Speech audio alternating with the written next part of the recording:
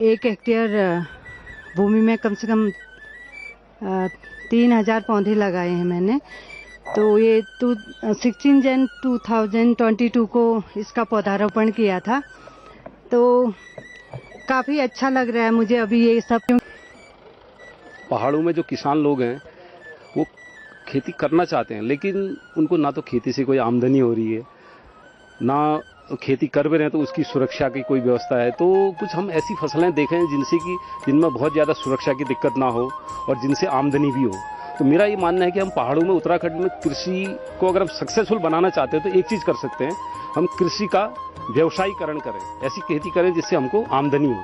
हम अपनी सोच बदलें, ये धान गेहूँ इन्हीं में ना अटके रहें, क्योंकि ये हमारे यहाँ के लिए बहुत ज़्यादा सूटेबल नहीं है। प्लेन के जो खेत हैं उनमें ये खेती अच्छी होती है।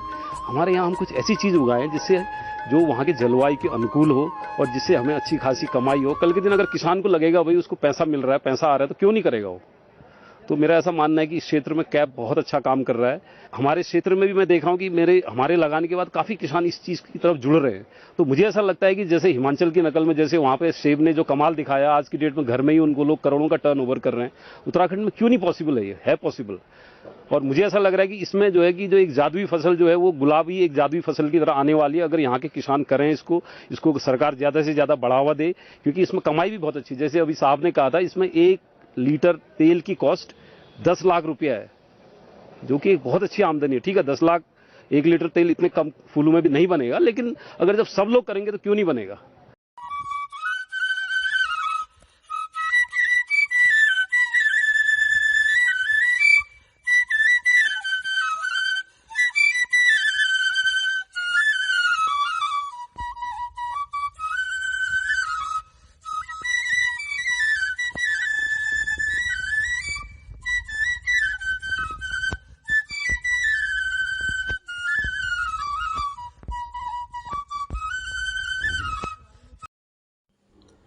ये कहानी शुरू होती है उत्तराखंड के सुदूर हिमालयी गांव पस्मा से, जहां पर एक लेडी एंटरप्रेन्योर को बंजर खेतों को देख दिमाग में एक विचार आता है।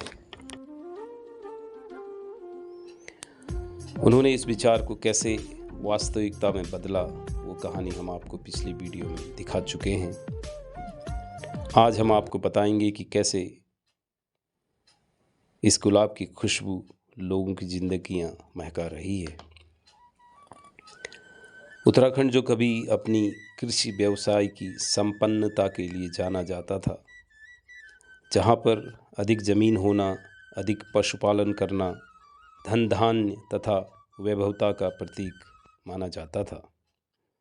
जब भी कभी शादी होती थी तो लड़की वाले पूछते थे कि भाई लड़के के पास कितनी ज़मीन जायदाद है, कितने पशु हैं।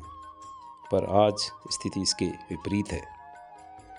खेतों के खेत बंजर पड़े हैं, लोग रोज़गार की तलाश में शहरों की तरफ माइग्रेट कर रहे हैं और गांव के गांव खाली हो रहे हैं।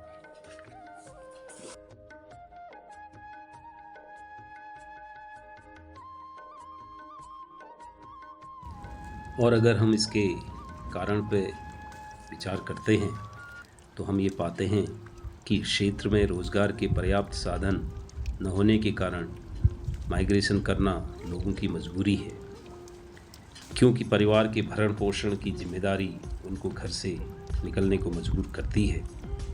पर ऐसा हुआ क्यों, इसकी जड़ में जाने की ज़रूरत है। पहले लोगों के लिए खेती एक आवश्यकता थी, लोगों की ज़रूरतें भी कम थी। पर आज के आधुनिक युग में ज़रूरतें बढ़ी हैं, तो मनुष्य ने अधिक पैसे की चाह में इन खेतों को बंजर छोड़ शहर की तरफ जाना शुरू कर दिया है। ऐसे में अगर इन खेतों को एक खेत न समझकर एक फैक्ट्री की तरफ मान लिया जाए जो आय का साधन बन सकता है, तो यह समस्या फिर समस्या नहीं रहेगी। यही काम ग्राम पस्मा के बबीता सामंत ने किया है, जिसमें उनका साथ उनके चचेरे भाई कमलेश, बसंत सिंह, राजेंद्र लाल, बसंती देवी, हितेंद्र सिंह ने दिया है। उन्होंने एक नई पहल की है। उन्होंने यहाँ पर दमस्क रोज़ की खेती शुरू कर खेत में ही उसका गुलाब जल बनाकर और वहीं पर उसकी पैकेजिंग कर सीधा उसकी मार्केट में बिक्री स्टार्ट की है। उनकी इस पहल से क्षेत्र में कई बदलाव दिख रहे हैं। उनमें से कुछ इस प्रकार हैं। क्षेत्र के अन्य किसान भी इस खेती से जुड़ रहे हैं और जुड़ने की उत्सुकता दिखा रहे हैं। लोगों को घर में ही रोजगार मिल रहा है, जिससे माइग्रेशन में भी कमी आई है। उत्तराखंड जो पर्यटन व्यवसाय के लिए बहुत ही अनुकूल जगह है, जहां पर अपार संभावनाएं खड़ी दिखती हैं, जिनमें trekking, rock climbing, river rafting, paragliding आदि कई चीज़ें उपलब्ध हैं जो टूरिस्ट को अट्रैक्ट करने का दम रखती हैं। इसी के साथ बबीता सामंत ने एक नई पहल भी की है। उन्होंने कृषि व्यवसाय को पर्यटन के साथ जोड़ने का फैसला किया है, जिससे किसानों की आय में और वृद्धि की जा सकती है। आज देश की करीब 62% जनसंख्या खेती व्यवसाय से जुड़ी है, पर ये एक विडंबना ही है, कोई भी किसान अपने बच्चे को किसान नहीं बनाना चाहता है। गौर करने पर इसके मुख्य 2 कारण समझ में आते हैं। पहला कारण जो उत्तराखंड के संदर्भ में ज़्यादा सटीक बैठता है, वह है कृषि को आय का अच्छा साधन बना पाने में असफलता। दूसरा है किसान को उसकी पहचान न मिल पाना। यह भी एक और विडंबना है कि लोग उस व्यक्ति को पहचान और सम्मान देते हैं जो किसी बड़े पद पर नौकरी करता है, पर एक किसान की कोई पहचान नहीं, जो सुबह से शाम तक शारीरिक मेहनत करता है और कई अनिश्चितताओं में जीता है। आप सब देखने वालों से हमारी एक रिक्वेस्ट है, अगर आप किसी किसान से मिलें तो चाहे आप उसके लिए कुछ कर पाएँ ना कर पाएँ, पर उसके पास जाकर उसकी पीठ जरूर थपथपाएं और उससे कहें, आप बहुत अच्छा काम कर रहे हो, आपकी वजह से मेरी थाली में भोजन आता है। इस बारे में सरकारों को भी ध्यान देने की ज़रूरत है। जो किसान खेती व्यवसाय से जुड़े हैं, उन्हें अतिरिक्त इंसेंटिव देकर उनका हौसला बढ़ाया जा सकता है।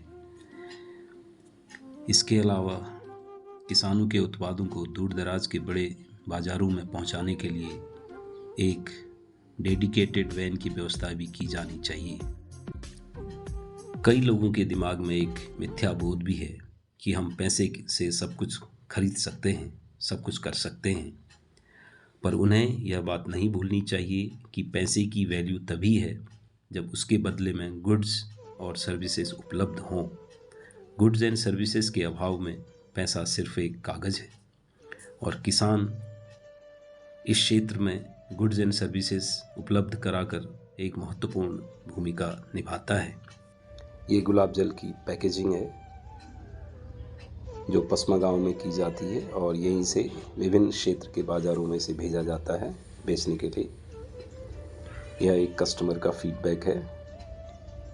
यहाँ पर विभिन्न जगहों से कई विजिटर्स आते हैं बबीता सामंत गुलाब जल भेंट करते हुए। यह इस क्षेत्र का सैटेलाइट मैप है। यहाँ पर बबीता सामंत ने एक और पहल की है, एक मेडिटेशन एंड वेलनेस सेंटर स्थापित कर, जहाँ पर हार्टफुलनेस मेडिटेशन कराया जाता है और लोगों को योगा और प्राणायाम सिखाया जाता है ताकि वो अपनी अच्छी हेल्थ को मेंटेन कर सकें। बबीता सामंत ने यहाँ पर मौन पालन की भी शुरुआत की है, जिसके लिए उन्होंने पंतनगर विश्वविद्यालय से ट्रेनिंग ली थी और अभी वो यहाँ पर इसे प्रैक्टिस कर रही हैं। आप देख सकते हैं मौन बॉक्सों को। मधुमक्खी पालन उत्तराखंड के लिए एक वरदान साबित हो सकता है, क्योंकि यहाँ पर काफ़ी जंगल हैं जहाँ पर प्रचुर मात्रा में फूल उपलब्ध होते हैं मधुमक्खी के लिए। इसके अलावा अदरक, कैमोमाइल, रोजमेरी आदि की भी खेती यहाँ पर की जा रही है ताकि किसानों को लगातार खेती से आय प्राप्त होती रहे ये रोज़मेरी है। इसे सुखाकर इसकी पत्तियों को बेचा जाता है। इसके अलावा यहाँ पर लोकल लोगों को कई अन्य रोज़गार समय समय पर दिए जाते हैं। ये यहाँ का परमानेंट स्टाफ है जो खेतों में काम कर रहा है। इसके अलावा यहाँ पर किसानों को समय समय पर जिला स्तरीय अधिकारियों द्वारा ट्रेनिंग भी दी जाती है।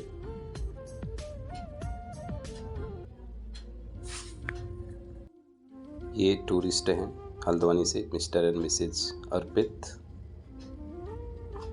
ये यहाँ के लोग हैं, अगल बगल गांव के। कृषि को व्यवसाय बनाने में गवर्नमेंट का एक और डिपार्टमेंट बहुत ही अहम भूमिका निभा रहा है, वह है RBI, rural business incubator. Thank you for watching this video.